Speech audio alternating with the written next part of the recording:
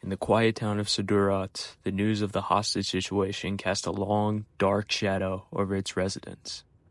Families were torn apart, lives shattered, and the air was thick with fear. Amidst the chaos, a group of friends, Danny, Noah, and Eli, decided to escape the suffocating atmosphere by venturing into the nearby hills for a weekend camping trip. They hoped that nature would offer a solace, a brief reprieve from the grim reality that loomed over their lives. As they set up their campsite, the sun dipped below the horizon, painting the sky in hues of orange and purple. The trio gathered around the crackling fire, sharing stories and laughter, but the joy felt strained, as if the weight of the world pressed down on them. They spoke of their hopes for peace, of families torn apart, and the uncertainty that gripped their hearts. "Did you hear about the old legends?" Eli said, his voice low and conspiratorial. "They say that in times of great despair, the desert awakens something dark, a spirit that feeds on fear and anguish." Danny chuckled, but Noah leaned in, intrigued. "What do you mean?" "There's a tale of a demon called the Hostage," Eli continued, his eyes glinting with a mix of excitement and fear. "It's said to appear when the darkness is thickest, taking those who are lost in their own despair. It feeds on their fears until they're nothing but shadows." "Sounds like a ghost story to scare kids," Danny replied, though a shiver ran down his spine. The surrounding hills felt alive, as if they were listening.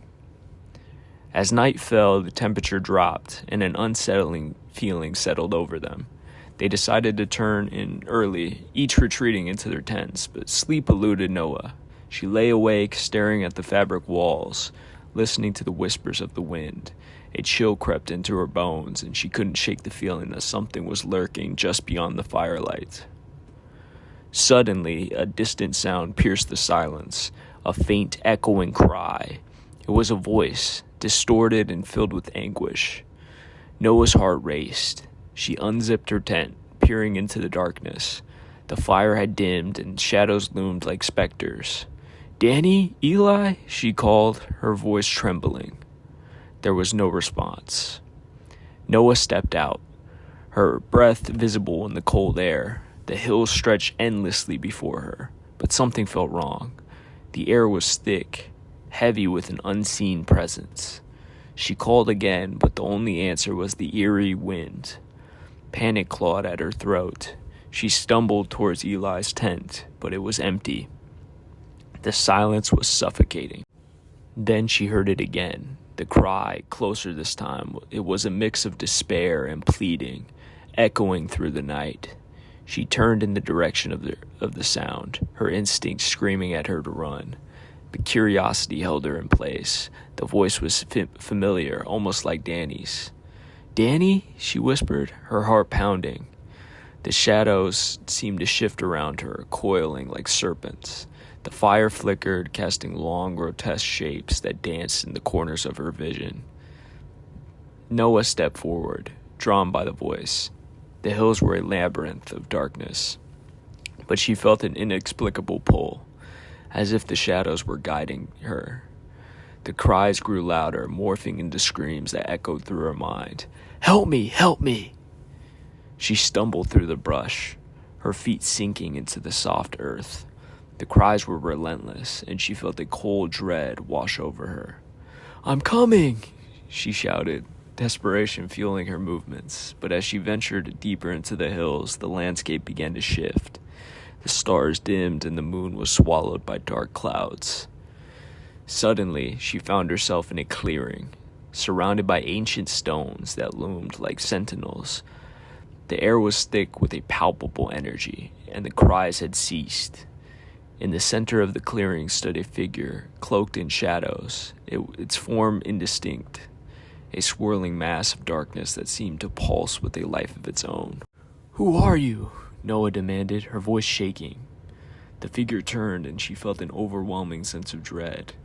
It was as if the darkness had eyes, watching her, judging her. "I am the embodiment of despair," it whispered, its voice echoing like a distant thunderstorm. "I feed on the fears of the broken. You have to come to me. Drawn by the suffering of your people, you seek your friend, but he is lost to me now." "No!" Noah screamed, her heart racing. "You can't take him! Where is he?" The figure moved closer, and she felt an overwhelming sense of dread. "He is within the shadows, bound by his own fear. You cannot save him, for he has embraced the darkness." Noah felt tears streaming down her face. "I won't let you take him. I'll fight you." The figure laughed, a sound that sent shivers down her spine. "You cannot fight what you cannot see. Your fear is my power." In that moment, the shadows around her thickened, coiling like serpents, wrapping around her limbs. Noah struggled, but the darkness tightened its grip. "Danny!" she screamed, her voice echoing into the void. Suddenly, a faint light flickered in the distance, and she felt a surge of hope. "Danny!" she called again, straining against the shadows. The light grew brighter, illuminating the clearing and pushing back the darkness. But as the light reached her, she saw Danny standing at the edge, his eyes wide with terror. "Noah!" he shouted, but the shadows pulled her deeper, drowning out his voice. "No!" she screamed, as the darkness enveloped her, swallowing her whole. The last thing she saw was Danny's face, twisted in horror before the shadows consumed her entirely. The next morning, the sun rose over the hills, casting a warm glow on the campsite. Danny awoke to find Noah missing, her tent untouched. Panic surged through him as he called her name, but only silence answered. The darkness of the night before lingered in his mind, and a chill ran down his spine. As he searched the hills, he felt a presence watching him, a weight in the air that made his skin crawl. He called for Noah again and again, but the only response was the whisper of the wind, carrying with it an echo of despair. In the depths of the hills, the shadows stirred, and a new voice joined the chorus of the lost. The hostage had claimed another soul, feeding on the fears that bound them. A reminder that in the darkest of times, the shadows are always waiting, ready to take those who wander too far into despair.